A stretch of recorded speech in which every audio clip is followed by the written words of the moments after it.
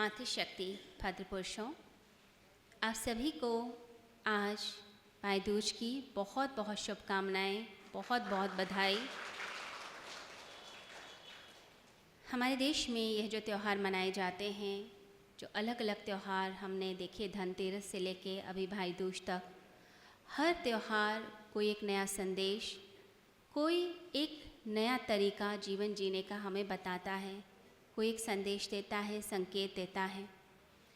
कहते हैं कि हमारे देश के अंदर हर दिन उत्सव ही है, क्योंकि हमारे देश के जो लोग हैं वो आनंद को ही अपने जीवन का आधार मानते हैं। तो भाई बहन का जो संबंध है उसके लिए दो त्यौहार आते हैं पूरे साल के अंदर। एक होता है रक्षाबंधन और एक होता है भाई दूज, जिसके लिए आज हम सभी यहाँ एकत्रित हुए हैं। इसे यम द्वितीया भी कहा जाता है। कहते हैं कि सूर्य नारायण भगवान की पत्नी छाया के यमराज, यमुना जी और शनिदेव ये उनके परिवार थे, पुत्र पुत्रियाँ थे। तो एक बार कहा जाता है कि भगवान श्री कृष्ण की एक मुखिया सेवा करते थे, एक व्यक्ति, एक भक्त सेवा करते थे। ठाकुर जी की सेवा करते, उनका श्रृंगार करते, उनका स्नान करते, उनकी भक्ति करते। एक बार उनके ऊपर साढ़े साती आ गई तो उनकी आँखों में पानी आ गया और वो बड़े परेशान और दुखी रहने लगे। शरीर से भी कष्ट रहता, मन से भी बड़ा कष्ट रहता, दुखी रहने लगे। तो एक दिन भगवान का श्रृंगार करते हुए रोने लग गए, आँखों में पानी आ गया। तो कहा जाता है कि भगवान श्री कृष्ण प्रकट हुए, ठाकुर जी प्रकट हुए और भगवान ने भक्त से पूछा, तुम क्यों रोते हो? क्योंकि भगवान का श्रृंगार करते हुए, प्रेम करते वक्त हमें रोना नहीं चाहिए, हमें तो प्रसन्न होना चाहिए कि हम भगवान के पास में हैं। तो भगवान ने कहा, तुम क्यों रोते हो?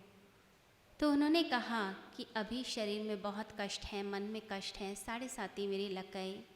तो भगवान ने यमुना जी को प्रकट किया और कहा कि मेरा भक्त रो रहा है, तुम्हें पता है? तो यमुना जी ने कहा कि हाँ, मैं जानती हूँ, मैं इनका कष्ट भी जानती हूँ कि रो क्यों रहे हैं, कारण क्या है। इन्हें साढ़े साती लगी है, 7.5 साल तक इनको कष्ट रहेगा। तो भगवान श्री कृष्ण बोले, यमराज तुम्हारे भाई हैं, शनिदेव तुम्हारे भाई हैं, तो तुम उन्हें जाकर बोलो कि जो श्री कृष्ण का भक्त है, जो भगवान की भक्ति करता है, उसके ऊपर तो कोई कष्ट आना ही नहीं चाहिए। तो भक्त के ऊपर तो कष्ट भगवान बर्दाश्त ही नहीं कर सकते। तो यमुना जी को भेजा। तो यमुना जी जब गई शनिदेव के पास, तो शनिदेव ने कहा कि मुझे दंड देने का अधिकार है, जो व्यक्ति जैसा कर्म करेगा उसका वैसा फल उसको प्राप्त होगा। हमने गीता में भी यही पढ़ा है। भगवान श्री कृष्ण कहते हैं कि कर्म अच्छे करो, अगर फल अच्छे चाहते हो, बुरे कर्म करोगे तो उसका बुरा फल मिलेगा। तो शनिदेव ने कहा कि मुझे दंड देने का अधिकार मिला है, तो जो व्यक्ति जैसा कर्म करेगा मैं उसका फल वैसा दूंगा। तो अगर कोई भक्त भी है और गलत कर्म कर रहा है तो मैं उसे कैसे छोड़ूं? तो यमुना जी को उन्होंने मना कर दिया और कहा कि नहीं। यमुना जी चले आईं।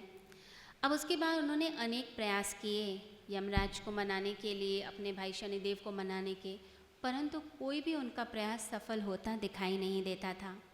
तो एक बार कार्तिक मास में उनके मन में एक युक्ति सूझी, एक आइडिया आया। वह श्रृंगार करके चल पड़ी अपने भाइयों को मनाने के लिए, उन्हें निमंत्रण देने के लिए। तो जब वह रास्ते में जा रही थी, सोचा कि भाई को बुलाऊंगी और भाई प्रसन्न होंगे। तो भगवान श्री कृष्ण रास्ते में प्रकट हुए और भगवान ने कहा कि तुम कहाँ जा रही हो? तो यमुना जी ने कहा कि मैं अपने दोनों भाइयों को मनाने जा रही हूँ, निमंत्रण देने जा रही हूँ कि वो दोनों मेरे घर पे आए और आकर भोजन ग्रहण करें।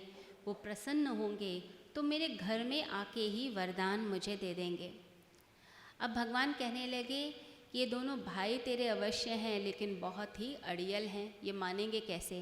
तो यमुना जी ने कहा कि मुझे तो पूरा विश्वास है और हर व्यक्ति के दृढ़ विश्वास की विजय होती ही होती है। तो जो भगवान हैं वो भक्त की पुकार सुनते हैं, जो उसका विश्वास है वो तो जीतता ही जीतता है। और हमने देखा भी है, जब भक्त दृढ़ विश्वास के साथ चलता है तो कहते हैं भगवान भी उसके घर आ ही जाते हैं, भगवान प्रकट होते ही होते हैं। भगवान श्री कृष्ण ने तो विदुर के घर पे साग भी खाया। क्यों? क्योंकि उसकी भक्ति पवित्र थी और दुर्योधन के मेवा को त्याग कर आ गए। कर्मा भाई की खिचड़ी उन्होंने खाई। भगवान श्री राम ने झूठे फल शबरी के खाए थे। क्यों? क्योंकि भावना बड़ी ही शुद्ध थी, भावना अशुद्ध नहीं थी।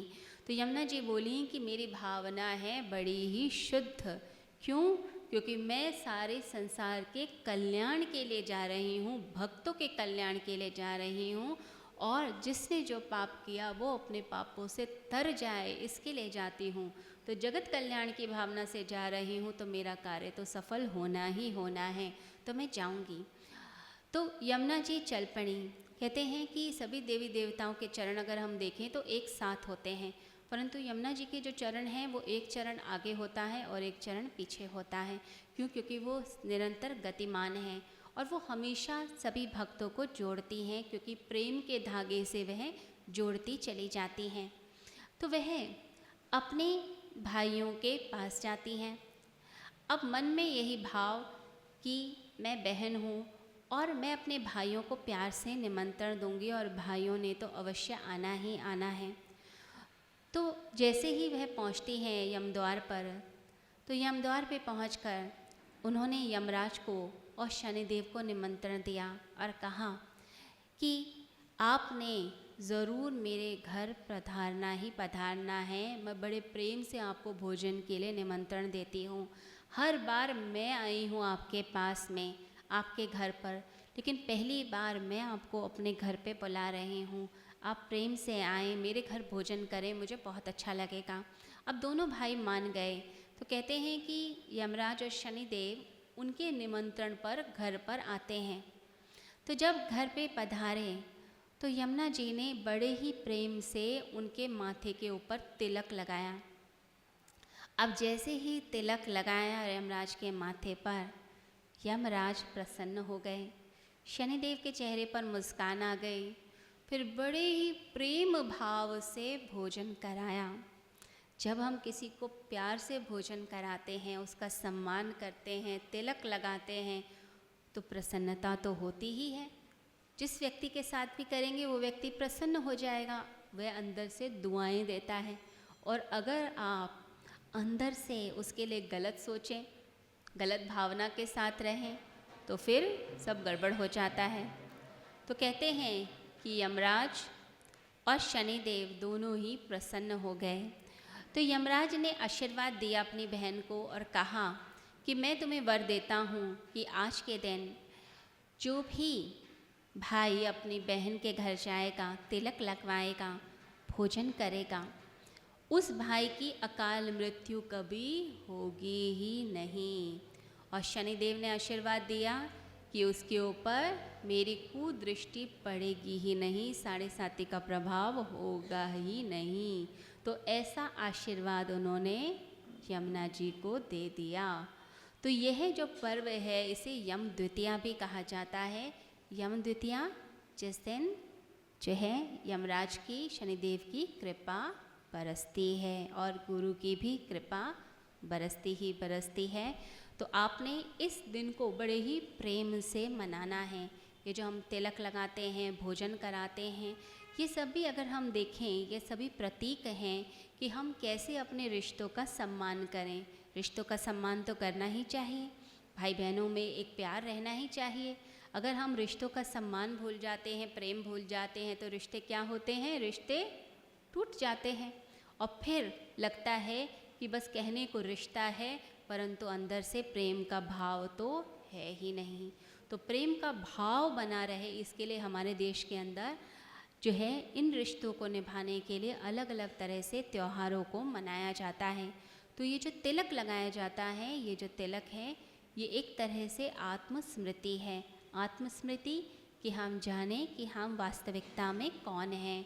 हम एक आत्म तत्व हैं और इस चीज़ को याद रखें, शरीर भाव से ऊपर उठकर हम एक आत्मा हैं और जिसको भी हम तिलक लगा रहे हैं उसके अंदर भी परमात्मा का स्वरूप है, वो भी एक आत्म तत्व है।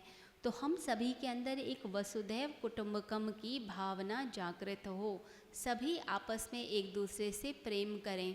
यह संदेश हमें भाई दूज का पर्व देता है।